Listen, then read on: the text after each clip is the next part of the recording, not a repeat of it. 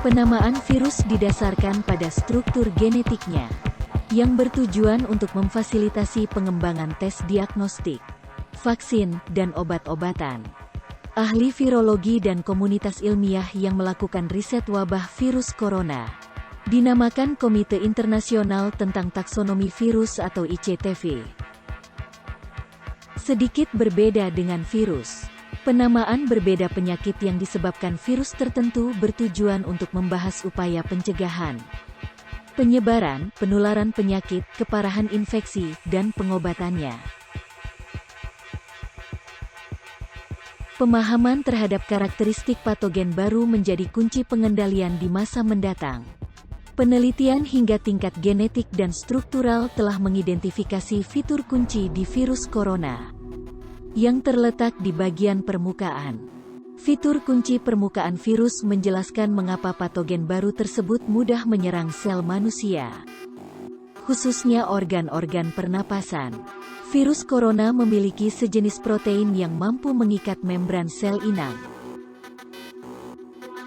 Proses pengikatan membran sel dipicu oleh rilis sejenis enzim dari sel inang yang disebut dengan furin.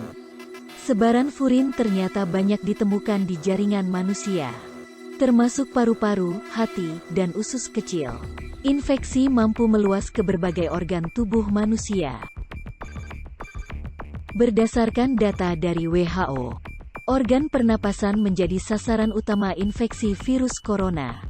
Sebanyak 87,9% pasien mengalami gejala demam, batuk kering, 67,7%, dan kelelahan 28,1%. Penyakit paling umum setelah terinfeksi adalah pneumonia. Tidak semua pasien mengalami pneumonia atau gangguan pernapasan akut. Setidaknya 81% pasien mengalami gejala ringan infeksi virus corona. Sekitar 14% mengalami gejala sedang severe cases, seperti sulit bernafas, kekurangan oksigen dalam darah, serta penurunan fungsi paru-paru. Sementara 5% lainnya dalam kondisi kritis. Banyak orang belum paham gejala infeksi virus corona yang mirip dengan penyakit flu. Kewaspadaan belum terbangun sepenuhnya di tengah masyarakat. Pola pikir yang menganggap remeh gejala infeksi menjadi ancaman makin meluasnya penyebaran virus corona.